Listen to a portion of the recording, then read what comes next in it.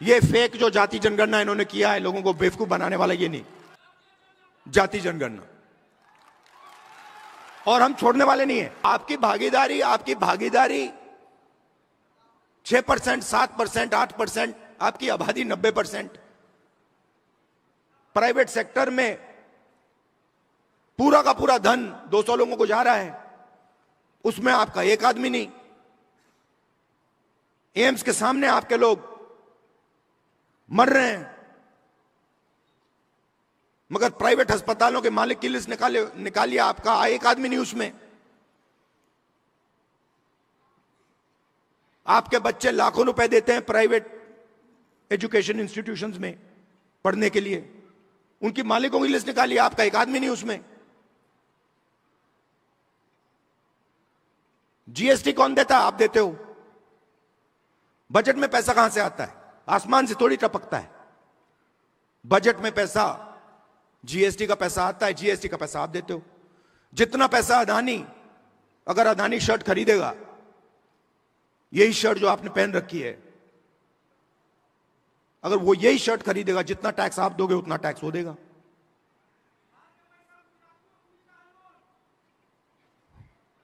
तो हो क्या रहा है? आप मेहनत कर रहे हो, आप जीएसटी दे रहे हो, आपके जेब में से पैसा निकलता है, महंगाई बढ़ती है, आपका पैसा कहां जाता है? प्राइवेट अस्पताल में जाता है, प्राइवेट यूनिवर्सिटियों में जाता है, सीधा ट्रांसफर हो रहा है। दलित, आदिवासी, पिछड़े वर्ग, माइनॉरिटीज, आपके जेब में से पैसा ट्रांसफर हो रहा है बस, और आप देखते रह रहे हो। ये प्रॉब्लम है। अब पहला कदम हमारे लिए क्या है, मैं आपको बता देता हूं। पहला कदम हमें यह पता लगाना है कि सच्ची स्थिति क्या है, सच्ची सिचुएशन क्या है। जाति जनगणना, और हम छोड़ने वाले नहीं है। और ये बिहार वाला जाति जनगणना नहीं, ये फेक जो जाति जनगणना इन्होंने किया है, लोगों को बेवकूफ बनाने वाला ये नहीं। और जाति जनगणना के बाद आप क्या एक्शन लेंगे, वो सबसे जरूरी है। जाति जनगणना क्या है? जाति जनगणना एक्सरे जैसा है। किसी को चोट लगती है, डॉक्टर के पास जाता है, कहते हैं डॉक्टर मेरे हाथ में दर्द है, डॉक्टर एक्सरे करता है, कहता है हां हाथ टूटा हुआ है। तो जाति जनगणना एक्सरे, एमआरआई जैसी चीज है।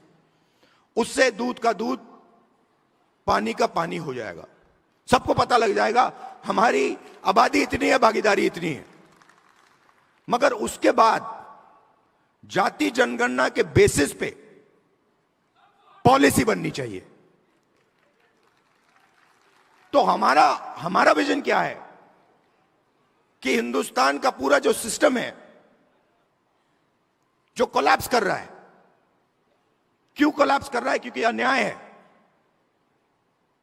गरीब लोगों के पास रोजगार नहीं है, किसान को सही आमदनी नहीं मिलती, मजदूर को सही कॉम्पेंसेशन नहीं मिलती। क्यों? क्योंकि पूरा का पूरा धन वही 10-15 लोगों के हाथ में जा रहा है। तो एक बार जाति जनगणना होगा, हमें पता लग जाएगा कि किसकी कितनी आबादी है और हिंदुस्तान के सिस्टम में उसकी कितनी भागीदारी है। प्राइवेट अस्पतालों में कितनी भागीदारी है, कॉलेजेस यूनिवर्सिटीज में कितनी भागीदारी है, मीडिया में कितनी भागीदारी है, कॉर्पोरेट इंडिया में कितनी भागीदारी है, ब्यूरोक्रेसी में कितनी भागीदारी में कितनी भागीदारी है, मीडिया में कितनी भागीदारी है, कॉर्पोरेट इंडिया में कितनी भागीदारी है, ब्यूरोक्रेसी में कितनी भागीदारी। और उसके बाद हम सही प्रकार से विकास की बात कर पाएंगे। बिना जाति जनगणना विकास की सही तरीके से बात नहीं की जा सकती है। तो इसीलिए मैंने पार्लियामेंट हाउस में कहा है, साफ कहा है कि चाहे कुछ भी हो जाए, मोदी जी के सामने मैंने कहा है, चाहे कुछ भी हो जाए, कांग्रेस पार्टी इसी लोकसभा में और राज्यसभा में जाति जनगणना आपके मुंह के सामने पास करेगी।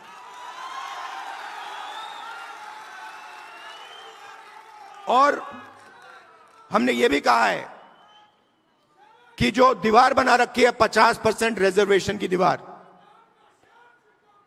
उस दीवार को हम लोकसभा और राज्यसभा में तोड़ के परे कर देंगे।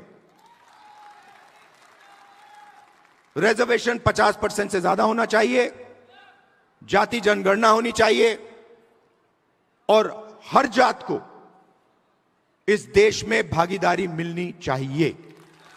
और ये सिर्फ हम नहीं कह रहे हैं, ये सिर्फ आप नहीं कह रहे हैं, ये कॉन्स्टिट्यूशन कह रहा है, ये संविधान कह रहा है, इसमें लिखा हुआ है। इसमें लिखा है हिंदुस्तान के सब लोग एक जैसे हैं, समान हैं और सबकी प्रगति होनी चाहिए, सबकी भागीदारी होनी चाहिए।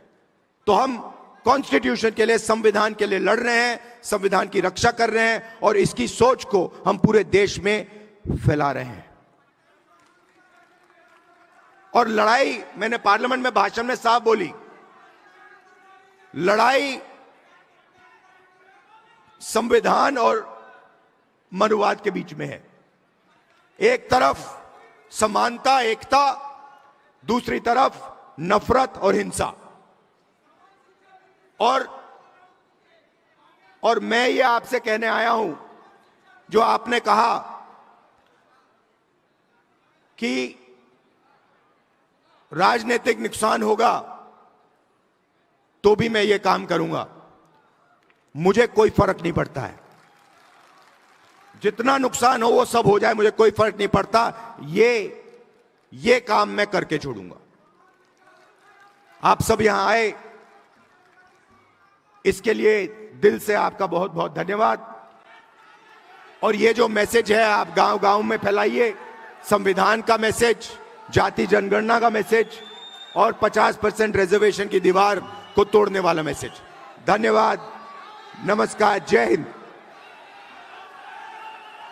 जन्मजात समस्याएं नवजात शिशु और छोटे बच्चों में बहुत आम है। नेताजी सुभाष मेडिकल कॉलेज एवं हॉस्पिटल इन समस्याओं के निदान में अहम भूमिका निभा रहा है। बाल रोग विशेषज्ञ के द्वारा लेप्रोस्कोपी के साथ सभी प्रकार की सर्जरी की सुविधा। NSMCH, अम्हारा, बिहटा, पटना।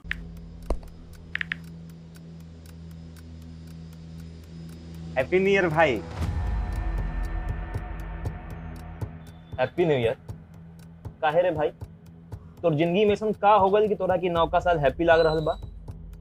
मतलब मतलब ई कि नयका साल त आ गइल, हाँ